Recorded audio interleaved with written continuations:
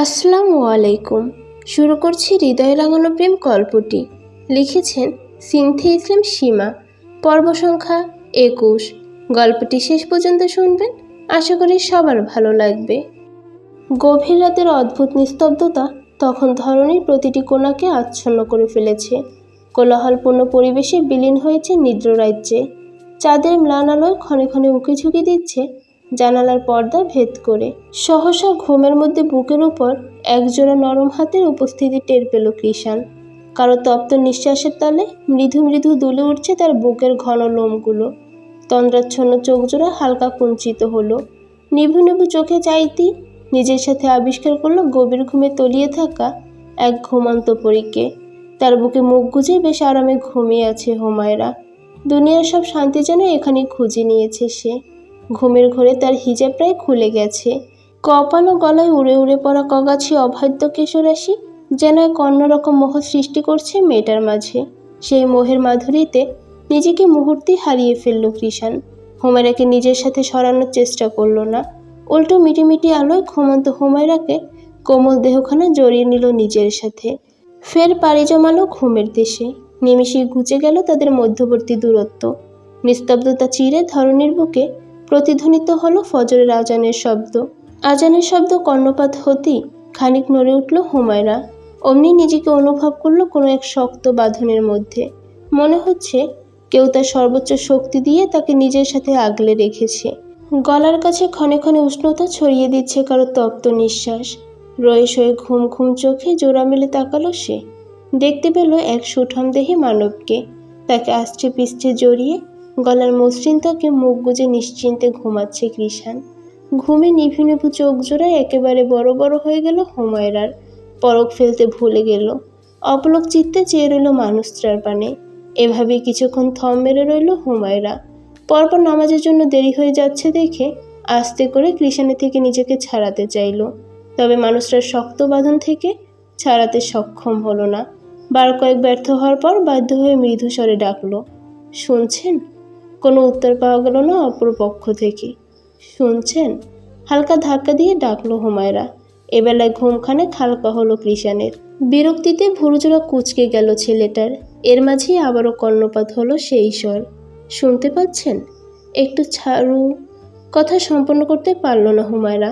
মাঝপথেই শোনা গেল ঘুমান্ত মানবের মোহগ্রস্ত কণ্ঠ, একটু ঘুমোতে দে না হুজুরনি, কালকে সারা রাত ঘুমাতে পারিনি তোর জন্য। ক্ষণিকের জন্য ভূমিকম্পের মতো কেঁপে উঠল হুমায়রার নরম সরম কায়া। মানুষটা ঘুম জড়ানো কণ্ঠ আর কথা বলার দরুন তার পুরুষালী ঠোঁটের স্পর্শ গলায় লাগতেই পায়ের তলা শুদ্ধ শিউরে উঠল। নড়ে চড়ে একবার বন্ধ হয়ে গেল মেয়েটার। হৃদয় জাগ্রত হলো মৃদু কম্পন। শুষ্ক ঢোক গিলে নিজেকে ধাতস্থ করল হুমায়রা। পরপর মনে পড়ল কৃষাণের বলা শেষ কথাটা। তার জন্য কালকে সারা রাত ঘুমাতে পারেনি মানে? রাতে যে বলল সে না থাকায় বেশ শান্তিতেই নাকি ঘুমিয়েছে। তাহলে কি ওটা মিথ্যে বলেছিল? আসলে মানুষটা ঘুমায়নি, কিন্তু কেন? তার কথা মনে পড়ে বুঝি। সে সন্ধিহান কণ্ঠে কৃষাণের থেকে জানতে চাইল, আমি তো ছিলাম না, তাহলে আমার জন্য আপনার ঘুম হলো না কিভাবে? কিছুক্ষণ নীরব রইল পরিবেশ। পরপর পুনরায় শোনা গেল কৃষাণের অস্পষ্ট স্বর, আজকাল বড্ড প্যারা দিচ্ছিস তুই। দূরে থেকেও আমার মাঝে মিশে থাকিস। আমার অস্তিত্বে তোর অবাধ্য বিচরণ কোনোভাবেই থামাতে পারি না আমি। কণ্ঠের মাঝেই তার ঘুমের রেশ ফুটে উঠেছে, যার দরুন কণ্ঠ বারবার নিভে যাচ্ছে।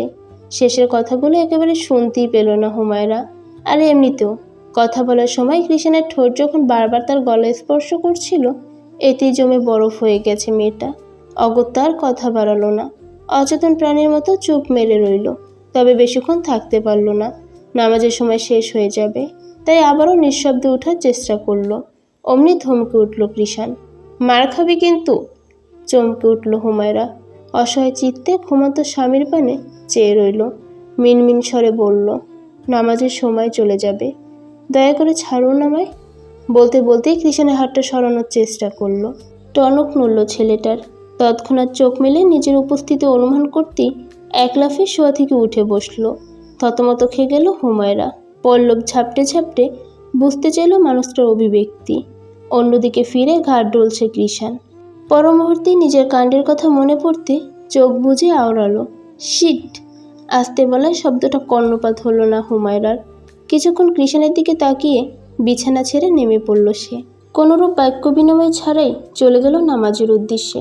নামাজ শেষ করে রুমে প্রবেশ করতেই কৃষাণকে খাটে হেলানরত অবস্থায় মোবাইল স্ক্রল করতে দেখা গেল।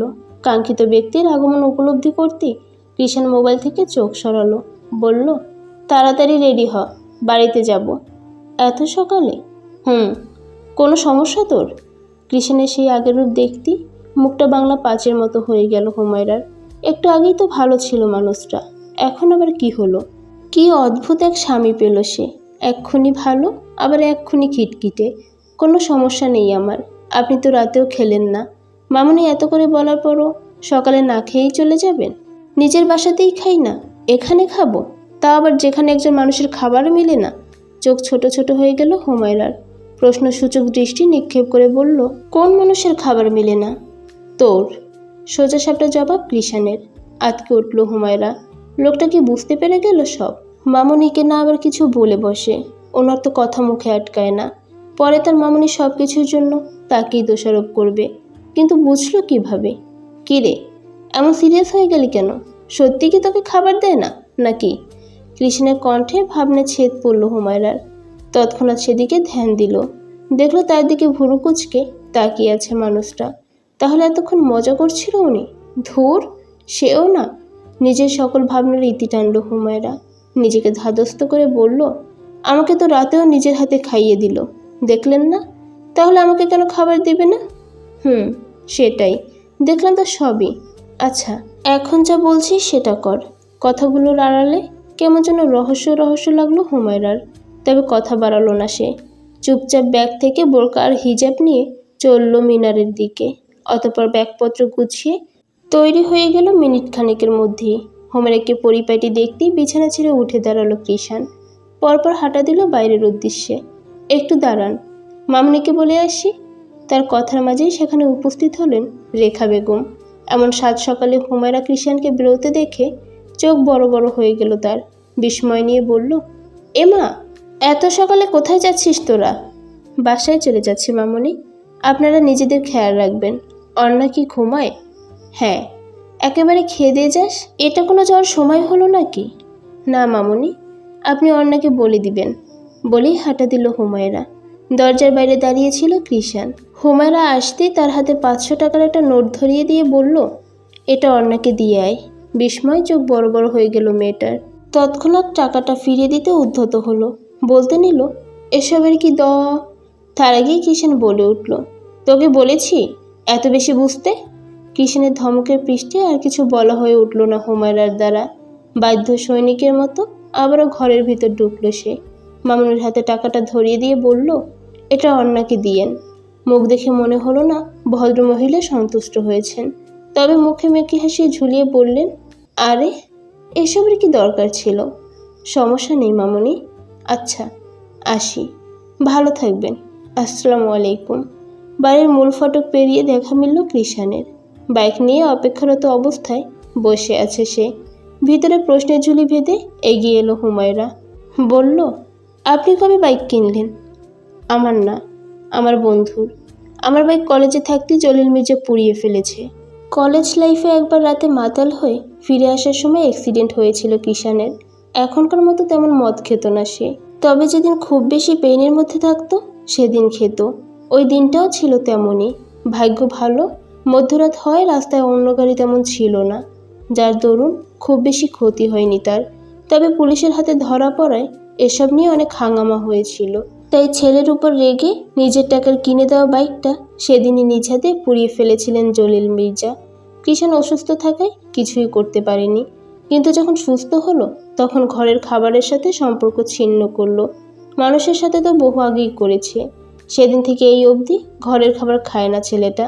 উছিলাটা বাইকের হলো প্রধান কারণ হলো ভাত নামক খাবারটা তার একদমই পছন্দ না। ইয়াসমিন বেগম প্রথম ছেলের এমন পরিণতি দেখে বলেছিলেন বাইক কিনে দেবেন। তবে জলিল মির্জা কিছুতেই রাজি হননি। অতঃপর এভাবেই চলতে লাগলো কৃষাণের জীবন। একটা সময় সে পরিণত হলো পাক্কা বখাটে রূপে। তবে সেই সময়ের অন্তরালে চাপা পড়ে রইল হাজারো ক্ষোভ, অভিযোগ, অভিমান, যার খবর কেউ রাখেনি। বাইকে না উঠে ঠায় দাঁড়িয়ে রইল হুমায়রা। চোখে মুখে তার স্পষ্ট দ্বিধার ছাপ। তাকে এক পলক অবলোকন করে কৃষাণ প্রশ্ন ছুড়ল, তুই কি এখানে দাঁড়িয়ে থাকবি? তাহলে থাক, আমি চলে যাই। কিভাবে উঠব? জীবনে কোনোদিন বাইকের ধারে কাছেও যায়নি হুমায়রা। যার দরুন কিভাবে উঠে বসবে সেটাও মাথায় ঢুকছে না তার। দীর্ঘশ্বাস ফেলল কৃষাণ। চোখ দিয়ে ফুট পেয়ে ইশারা করে বলল, এখানে পা দিয়ে আমার কাঁধে ভর রেখে উঠে পড়। কৃষাণের কথা মতোই দুরু দুরু বুকে বাইকে উঠে বসলো হুমায়রা। সাথে সাথেই বাইক স্টার্ট করলো কৃষাণ। অন্ধকার চিরে প্রকৃতি নেমে এসেছে হালকা আলোর রেখা। আলোর আধারে সংমিশ্রণে এক অপূর্ব সৌন্দর্য তুলে ধরেছে প্রকৃতির মাঝে। মৃদু হাওয়া থেমে থেমে ধুলে উঠছে গাছের পাতারা। রাস্তাঘাটে তখন মানব শূন্য। হাতে গোনা দু একটা দোকান খোলা হয়েছে, তবে সেখানে ক্রেতাদের বালাই নেই। আশেপাশে এমন নীরবতা যেন সৃষ্টি করেছে অজানা এক রোমাঞ্চকর অনুভূতি। কিন্তু সেই অনুভূতি বেশিক্ষণ স্থায়ী হলো না হুমায়রার মাঝে। কিছুদূর যেতেই শোষ গতিতে বয়ে চলা ঠান্ডা বাতাস এসে গায়ে লাগতেই শরীর কাটা দিয়ে উঠছে মেয়েটার। হেলমেটের ফাঁক দিয়ে বের করে রাখা চোখগুলো বারবার বুঝে আসতে চাইছে তীব্র বায়ুর সংস্পর্শে। ভিউ মিররে হুমায়রার অবস্থা চোখ এড়ালো না কৃষাণের। তৎক্ষণাৎ স্পিড কিছুটা কমিয়ে দিল সে। স্বস্তি মিলল মেয়েটার। সন্তুষ্টকর হাসি ফুটল ঠোঁটে। তবে তার দৃষ্টিগোচর হলো না কৃষাণের। সহসা নীরবতা ভেঙে মিররের দিকে তাকিয়ে প্রশ্ন ছুড়ল, তোর বাবা মা কবে মারা গেছে? ওপাশ থেকে খানিক সময় নিয়ে উত্তর এলো, আমার যখন 5 বছর ছিল তখন আম্মু মারা গেছেন, বাবা এখনো জীবিত। শেষের বাক্যটা কর্ণপাত হতেই চমকালো কৃষাণ। কিছুক্ষণ অপলক চিত্তে তাকিয়ে রইল মিররের প্রতিফলন হওয়া রমণীর পানে। বিস্ময় নিয়ে জানতে চাইল, সে কি বিয়ে করে ফেলেছে? কখন করেছিল? আম্মু মারা যাওয়ার 3 মাস পর। উত্তর দেওয়ার মতো কোনো শব্দ খুঁজে পেল না কৃষাণ। থম মেরে রইল কিছুক্ষণ। পরপর শান্ত কণ্ঠে বলল, তাহলে কি তুই 5 বছর থেকে মামা বাড়িতে থাকিস? ছোট উত্তর হুমায়রার। এরপর আর কোনো কথা শোনা গেল না মানুষটার। একেবারে নিশ্চুপ হয়ে রইল সারাটা পথ। কিছু কি ভাবছে সে? পরবর্তী পর্বটি শোনার জন্য অবশ্যই পাশে থাকবেন। গল্পটি ভালো লাগলে চ্যানেলটি সাবস্ক্রাইব করে দিবেন। সেই পর্যন্ত ভালো থাকবেন। আল্লাহ হাফেজ।